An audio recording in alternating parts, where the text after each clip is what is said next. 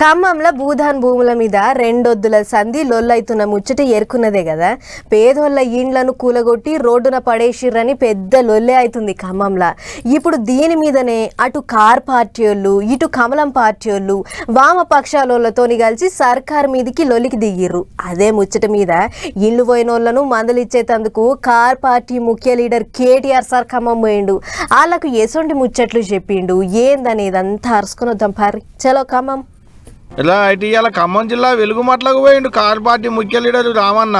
ఎందుకంటే మొన్న భూదాన్ భూములలో పబ్లిక్ ఇల్లు కూలగొట్టినుండే కదా, అగొక బాధితులను మొదలిచ్చేందుకు వచ్చిండు అన్నట్టు.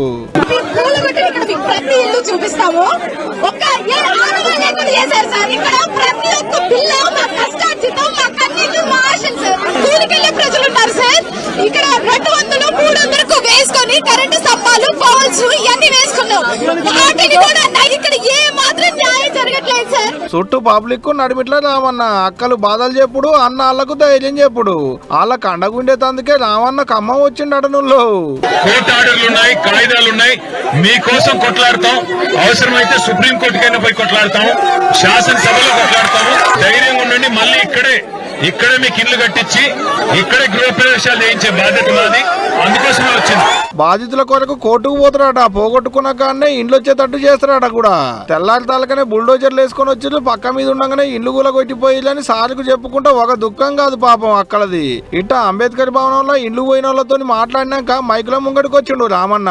అర్ధరాత్రి వచ్చి నోటీస్ ఇవ్వకుండా అన్యాయంగా ఇవాళ మిమ్మల్ని అక్కడి నుంచి తరిమేసి ఇక్కడ బజార్న పడేసింది ఇందిరమ్మ ప్రభుత్వం. పేరుకి ఇందిరమ్మ ప్రభుత్వం. ఇందిరమ్మ ప్రభుత్వం అంటే ఏంటి? ఇల్లు కూలగొట్టడమా? కట్టుకున్న ఇల్లు కూలగొట్టి పేదవాళ్ళను మెడలు బట్టి రోడ్డు మీదకి తోయడమా ఇందిరమ్మ ప్రభుత్వం అంటే? ప్రతిపక్షంలో ఉన్న కార్ పార్టీ వాళ్ళు ఇట్టు అంటుంటే ఇదే భూదాన భూముల ముచ్చట్ల ఇటు షెయి పార్టీ వాళ్ళు అంటున్న మాటలు గిట్లున్నాయి.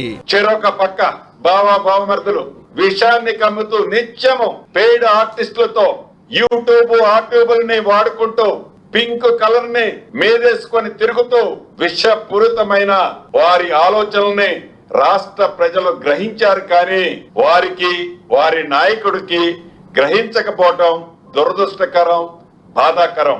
ఇట్లా వాళ్ళ మీద వీళ్ళనడు, వీళ్ళ మీద వాళ్ళనడు. ఏదన్నా కానీ వీళ్ళు కానీ బాధితులకు ఏదన్నా అసలే తట్టు చూడు సార్లు. పాపం ఇల్లాకిల్లాక కడుపులు మార్చుకొని పసిపోలను పండు ముసలోళ్ళను ఎంబడేసుకొని అంతా ఒడున పడ్డారు. జర పేదోళ్ళను దుఃఖ పెట్టకులి సార్లు. వాళ్ళకేమన్నా అసలే తట్టు చూడు కాస్త.